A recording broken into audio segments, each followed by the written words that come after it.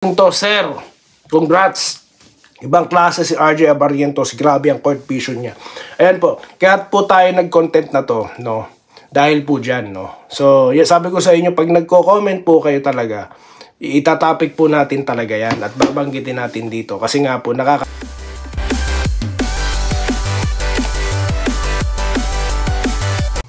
Ayan, so welcome back dito no sa TNB TV Sports. Well, ito po yung continuation po ng ating mga pag-uusap kanina dito sa ating topic na Barangay Ginebra na tinalo natin na San Miguel, no? At si RJ Abarientos po ang ating gustong pag-usapan dito.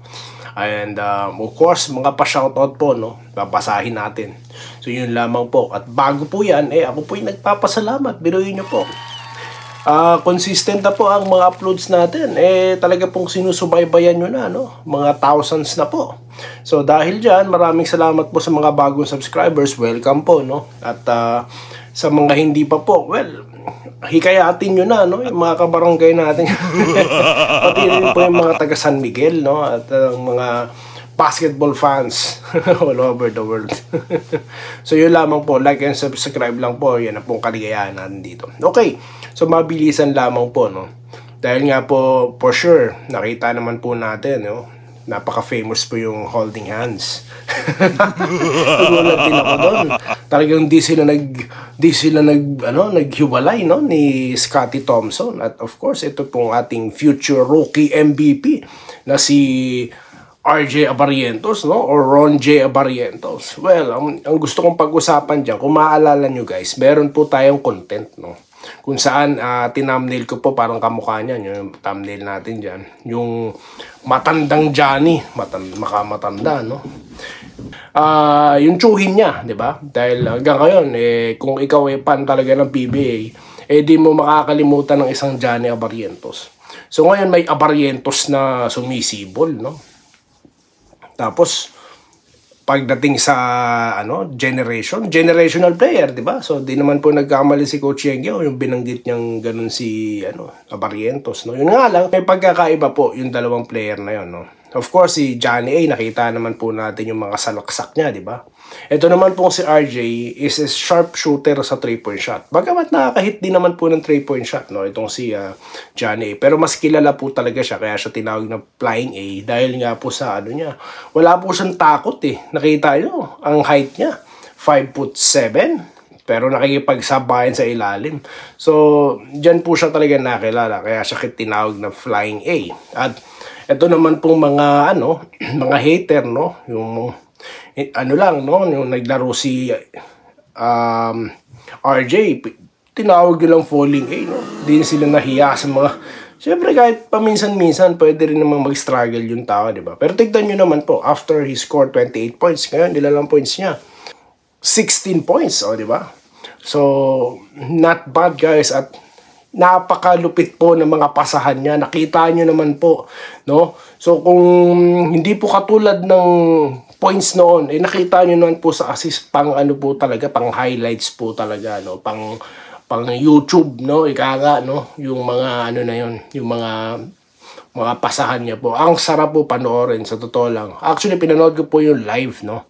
Talagang nakakatuwa po talagang panoorin si Abarientos. Parang you are watching the old Johnny, no? Yun na nga lang, new version ito, no, ng Abarientos. Ayan. So, yan po.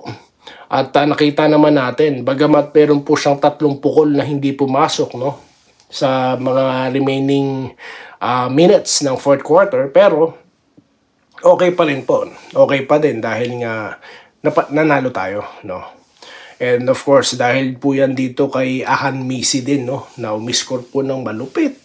25 points. So yan po yung maganda. Kahit hindi po i-score yung ating import, no, ng sobrang laki, nagtutulungan po, no, sa iba't ibang departamento, no, yung ating mga player. At napakaganda nga po ng ginawa dito ni Abarientos, no.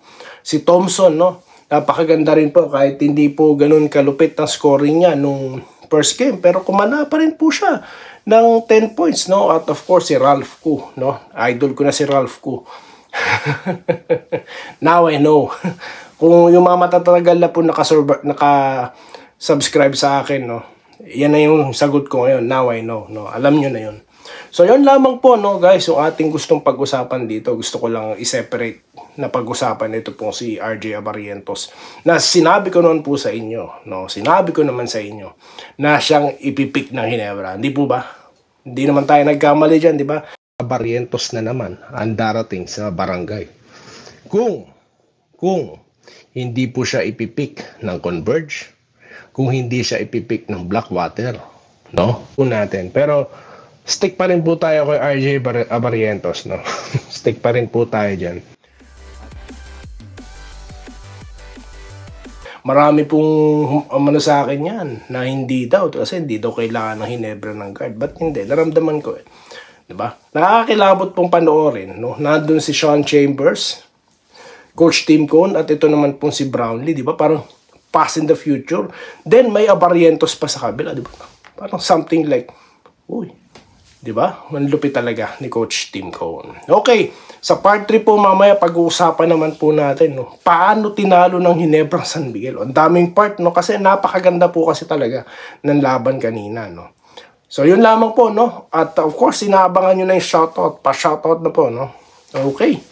So, kay Wilfredo Bautista, no? Mga regulars po natin, sa mga regulars. Kailan ng final championship? Sa Sunday na po.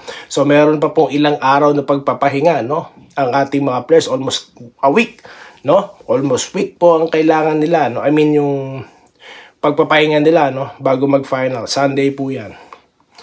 At okay na King. Okay na daw ang Gene King, sabi ni Anthony Paredes, no? Julita Salva, 4-1 dapat yan sa game 2 panalo. O nga po, nga lang po talaga, no? You can't cheat the game, sabi nga po ni JJ Hildebrand. It's a game, bro. Ano, lasing Hindi, ganun po talaga kasi dahil kanila yung game 2, no? Bawal daw mag-timeout, sabi ni Nestor Binaraw. Kasi iba yung topic natin kaya, nagtaka tayo, bakit di sila nag-timeout, no? Pero sabi ko po nung time na yon, the reason po, nangyayari din sa NBA yun. Kung pumasok maganda, hindi pumasok. So hindi maganda para sa kanilang part, no? Robert Kayabyab, congrats Ginebra, finals bound, yes. Jerry Aguilar, shoutout po kay Jerry Aguilar. Kaano-ano nyo po si Raymond at si Japper. Joke lang. Congratulations daw sa barangay. Nanalo tayo. Saan nayabang ng import ng SMB? Ashara Canapia. Di naman siguro nagyayabang yun, guys. Minsan po kasi, di ba, may mga paraan sila para tanggalin yung mga kaba nila, di ba? Or yung, alam mo na, i-express, no? Parang tayo dito, kala nila pinagtatawanan natin na San Miguel, pero we are cheering up, no? Yung hanay natin dito. Kaya po ganun ang pagsasalita o pagtawa ko, no? So, yun po yun, nami-misinterpret. So, baka po nami-misinterpret ko lang, sir, no? Robert Yenesta, no? Thank you, no? Thank you daw po sa Barangay Ginebra at mahal niya daw ito, no? Okay, kay Lawrence Craig, no? Mga regulars po, matindi po to. Si sir, matindi to. Hello, good morning. Finals na tayo. Tama ang prediction mo. Tatapusin na nga series. Congratulations sa ating yes.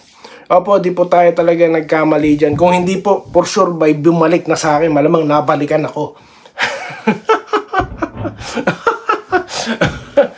Yan na naman ang tawa mo. Yan na naman ang tawa mo. Renato Rosario.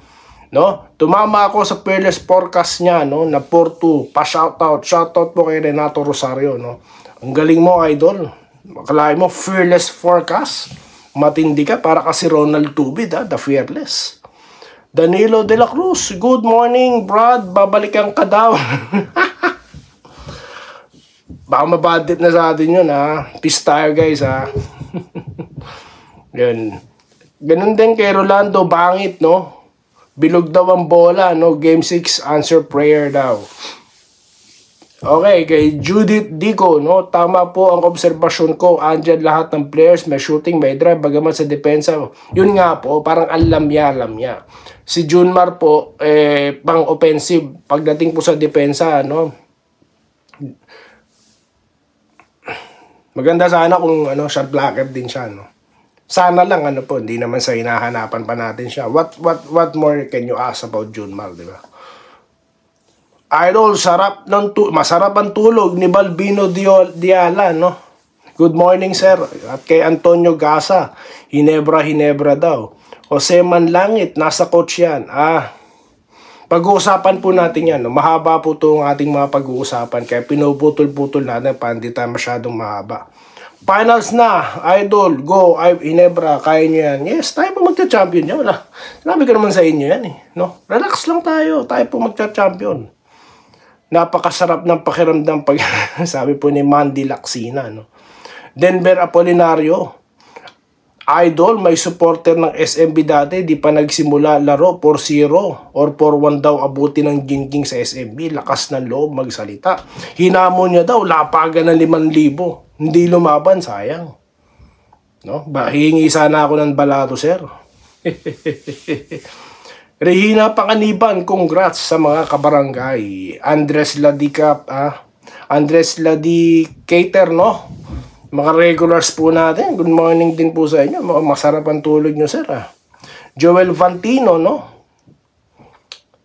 Joel, tama. Babalik yung nagsabi na babalik. Hindi na daw babalik. May, okay lang po siyang bumalik, no? Okay lang po yan.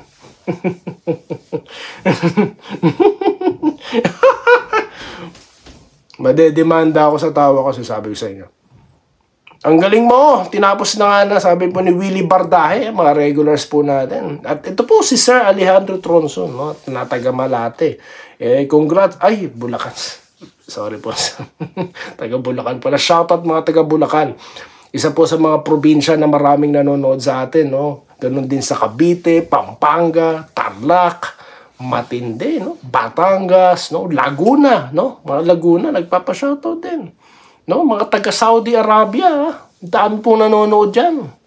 Shoutout po sa kapatid ko kung nanonood ka diyan, Bro. Mga number 1 supporter natin 'yan, nagsisimula tayo. Okay, congrats sa atin, sabi ni Jesse Vasquez, no? Razor's Cut. Panapanahon lang, Idol. Ako manalo, matalo, Hinebra. Talaga, no hard feelings. Isaiah Martin, good luck sa final. Chevron TV, regular po natin to, sir. Congrats. Ibang klase si RJ Abarientos. Grabe ang court vision niya. Ayan po. Kaya po tayo nag-content na to, no?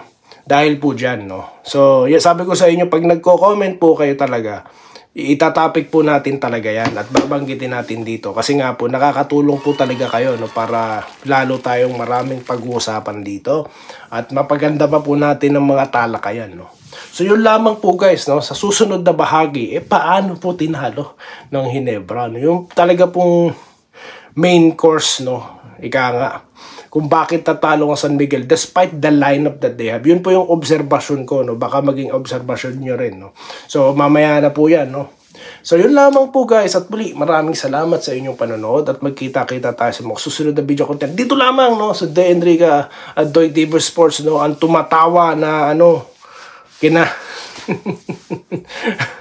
yun lamang po, no? At stay safe po guys at magandang umaga po dyan sa Pilipinas. Salamat po sa panonood. Subscribe na para sa mga susunod na basketball at boxing videos.